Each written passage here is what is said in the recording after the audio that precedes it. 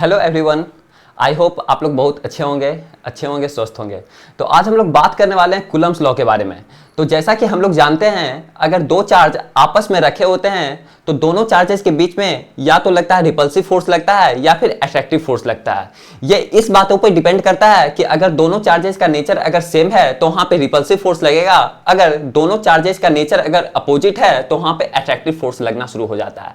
लेकिन ये फोर्स का मैग्नीट्यूड कितना होता है, इसका परिमाण कितना होता है, ये निकालने के लिए मुझे पढ़ना पड़ता है कौन सा लॉ?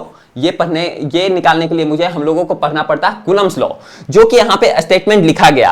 अगर आप लोग स्टेटमेंट पहले अगर देखते हैं तो ये चीज यहां पे ये बोल रहा है, the force of interaction between any two charges is directly proportional to the multiplication of the charges and inversely proportional to the square of the separation between them। या फिर सेपरेशन या फिर इसको डिस्टेंस भी बोला जा सकता है। ठीक है, तो ये स्टेटमेंट यहां पे प्यारे बच्चों आप लोग को बोला जा रहा है। ये स्टेटमेंट आप लोग ध्यान से पहले देख लीजिए, याद कर लीजिए, लेकिन इससे पहले आप लोग समझ लीजिए कि आखिर कूलम्स लॉ है क्या। अगर दोनों चार्जेस के बीच में अगर हम लोग फोर्स का अगर मैग्नीट्यूड निकालना चाहें कि कितना फोर्स से अट्रैक्ट कर रहा है, कितना फोर्स से रिपेल कर रहा है, ये अगर निकालना चाहें तो ये चीज हम लोग को कूलम्स लॉ हम लोग को अच्छे तरीके से, मतलब कि अच्छे तरीके से इसका नॉलेज होना चाहिए। तो देखिए यहां पे क्या बोल रहा है स्टेटमेंट, तो हम लोग पढ़ लिए, लेकिन आखिर स्टेटमेंट का कहने का मतलब क्या है, इसको हम लोग प्रैक्टिकल करके देखते हैं। यहां पे प्यारे बच्चों लिखा गया है, यहां पे ये चीज लिखा गया कि दो चार्ज है, मान लिया जाए दो चार्ज ले लिए, Q1 और Q2 ले लिए। ठीक है, ये हो सकता है पॉजिटिव भी हो सकता है, दोनों हो सकता है, दोनों निगेटिव भी हो सकता है, दोनों अगर अपोजिट नेचर का भी हो सकता है। लेकिन यहाँ पे जो भी है Q1 और Q2 चार्ज ले लिए, मान लिया जाए सेम ही नेचर का या फिर मान लिया जाए अपोजिट नेचर का ये। ठीक है, तो two charges is directly proportional to the multiplication of the charges, यानी दोनों चार्जेज जो फोर्स होता है, जो इलेक्ट्रोस्टैटिक फोर्स जो डिपेंड करता है, ये दोनों चार्जेज के मल्टीप्लिकेशन यानी प्रोडक्ट पे डिपेंड करता है। यानी कहने का मतलब ये हुआ भैया कि फोर्स जो होगा ये डायरेक्टली प्रोपोर्शनल टू Q1 और Q2, यानी दोनों चार्जेज के प्रोडक्ट पे डिपेंड करता है फोर्स, इलेक्ट्रोस्टैटिक फोर्स। ठीक है, और वहीं अगर, और पहला बात तो हो गया, पहला कंडीशन प्यारे बच्चों फुलफिल हो गया।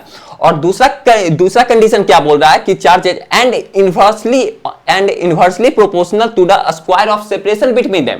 और इस बातों पे भी इलेक्ट्रोस्टैटिक फोर्स डिपेंड करता है कि ये दोनों चार्ज के बीच में दूरी कितना है, दूरी कितना है। ठीक है, दूरी ये चीज पे डिपेंड कर रहा है कि ये दोनों जो चार्जेस के बीच में जो डिस्टेंस है, जो फिर सेपरेशन है, इसके स्क्वायर के इनवर्सली प्रोपोर्शनल होना चाहिए। यानी कहने का मतलब ये हुआ कि force is directly proportional to 1/r square. अगर ये दोनों चार्जेस के बीच में अगर सेपरेशन हम लोग r लिए हैं तो इसका स्क्वायर का इनवर्सली प्रोपोर्शनल होता है। ठीक है, तो ये दो कंडीशन पे प्यारे बच्चों इलेक्ट्रोस्टैटिक फोर्स जो होता है वो दो कंडीशन पे डिपेंड करता है। ठीक है, पहला क्या हो गया कि दोनों चार्जेस के प्रोडक्ट पे डिपेंड करता है। ठीक है भैया, समझ गए इलेक्ट्रोस्टैटिक फोर्स। और दूसरा जो कंडीशन है कि दोनों चार्जेस के सेपरेशन के स्क्वायर के इनवर्सली प्रोपोर्शनल होना चाहिए, जो कि यहां पे लिखा गया कि force is directly proportional to 1/r square. ठीक है, ये चीज यानी इनवर्सली प्रोपोर्शनल हो गया। अब अगर मान लिया जाए दोनों इक्वेशन को अगर यहां से कंबाइन किया जाए तो यहां से ये चीज निकल के आता है कि force is directly proportional to, क्या लिखा गया कि force is directly proportional to Q1 Q2 divided by r square. ठीक है भैया, ये चीज यहां से लिखा आ रहा है। ठीक है, ये चीज यहां से लिखा आ रहा है, ये चीज यहां से प्यारे बच्चों लिखा आ रहा है। ठीक है, ठीक है, अगर यहां से डायरेक्टली प्रोपोर्शनल को अगर हटाया जाए तो यहां पे एक कांस्टेंट आता है। जैसा कि प्यारे बच्चों आप सभी को पता होगा, कि अगर डायरेक्टली प्रोपोर्शनल हटता है तो वहां पे एक कांस्टेंट आता है जिसको हम लोग लेते हैं K।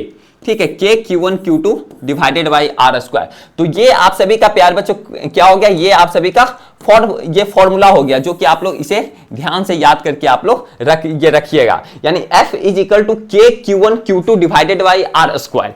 ये Q1 Q2 क्या हो गया, दोनों चार्जेस का प्रोडक्ट हो गया। Q1 मान लिया जाए कुछ माइक्रोकूलम में दिया हुआ रहेगा, Q2 का भी कुछ चार्ज रहेगा जो कि माइक्रोकूलम, जो भी मिलीकूलम, जो भी कूलम में दिया रहेगा, और दोनों के बीच में जो सेपरेशन रहेगा r, मान लिया जाए कुछ मीटर, कुछ डिस्टेंस जो भी रहेगा, वो चीज यहाँ पे हम लोग को पुट कर देना। अब यहाँ पे K किसको बोला जाता है, K जो बोला जाता है प्यारे बच्चों कूलम्स कांस्टेंट या फिर इलेक्ट्रोस्टैटिक कांस्टेंट इसको कहा जाता है। ठीक है, K का वैल्यू होता है, ये इस बातों पे डिपेंड करता है कि आखिर दोनों चार्जेस किस नेचर में रखा गया है। ठीक है, देखिए वेयर के इज कूलम्स कांस्टेंट, के को क्या बोला जाता है प्यारे बच्चों, के को बोला जाता है कूलम्स कांस्टेंट बोला जाता है, जो कि यहां पे लिखा गया कूलम्स कांस्टेंट, इसका कुछ वैल्यू होता है, ठीक है। वहीं अगर के का वैल्यू का बात किया जाए तो यहां पे के का जो वैल्यू होता है प्यारे बच्चों वो होता है 1/4 पाई एप्सिलॉन नॉट, या फिर इसको बोला जाता है 9 × 10 to the power 9 × 10 to the power 9 × 10 to the power 9 × 10 to the power newton metre square पर coulomb square, newton metre square पर कूलम्ब स्क्वायर, इसका प्यारे बच्चों एक तरीके से डायमेंशनल ये फॉर्मूला हो गया, ठीक है, ये चीज हो गया। अब वहीं अब एप्सिलॉन देखिए के जो वैल्यू है यहाँ पे इस बातों पे डिपेंड करता है कि जो दोनों चार्जेस है वो कौन सा मीडियम में रखा हुआ है, ठीक है। ये जो मान लिया जाए ये दोनों, इसका जो वैल्यू लिया गया है 9 × 10 to the power 9 newton metre square पर कूलम्ब स्क्वायर, ये जो वैल्यू लिया गया ये लिया गया वैक्यूम में, एयर में लिया गया है। दोनों चार्जेस मान लिया जाए एयर में रखा हुआ है, वैक्यूम में रखा हुआ, तो ये दोनों चार्जेस के बीच का जो वैल्यू लिया जाएगा, के का जो वैल्यू लिया जाएगा वो लिया जाएगा 9 × 10 टू द पावर 9। जनरली यही यूज होता है, लेकिन दोनों चार्जेस के बीच में, दोनों चार्जेस अगर तेल में रखा हुआ है, ऑयल में रखा हुआ, मीडियम अगर चेंज हो गया तो वहां पर के का वैल्यू जो होगा प्यारे बच्चों चेंज हो जाएगा। तो वहां पे फोर्स का भी, इलेक्ट्रोस्टैटिक फोर्स का भी जो वैल्यू रहेगा वो भी चेंज हो जाएगा, क्योंकि के पे डिपेंड कर रहा है, समझ रहे हैं ना। वहीं अगर एप्सिलॉन नॉट, यहाँ पे जो एप्सिलॉन नॉट है, एप्सिलॉन नॉट को बोला जाता है प्यारे बच्चों electrical permittivity of free space, ठीक है। और इसका जो वैल्यू होता है, इसका भी वैल्यू होता है प्यारे बच्चों क्या होता है 8.85 × 10 to the power -12 coulomb square पर न्यूटन मीटर स्क्वायर, इसका जस्ट अपोजिट होता है डायमेंशनल फॉर्मूला। तो ये बातों आप लोग को प्यारे बच्चों ध्यान में रखना। तो इसी के अकॉर्डिंग हम लोग को फोर्स निकलता है, ठीक है। फोर्स का जो मैग्नीट्यूड होता है, अगर हम लोग वैल्यू पुट करेंगे तो हम लोग का फोर्स का मैग्नीट्यूड निकल जाएगा।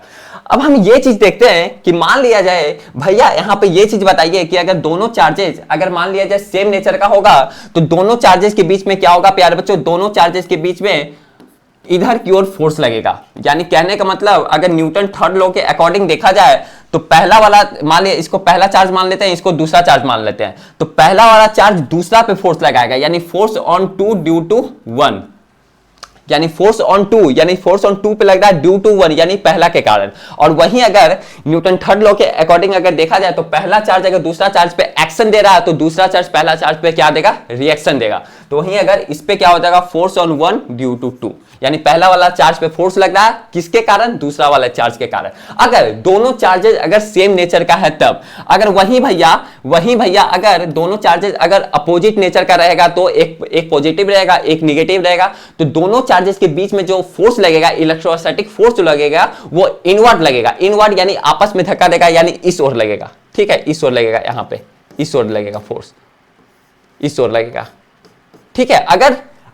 अगर दोनों चार्जेस अगर अपोजिट नेचर का रहेगा तो, लेकिन अगर सेम नेचर का तो दोनों चार्जेस एक दूसरे को ऑनवर्ड डायरेक्शन की ओर फोर्स लगाएगा।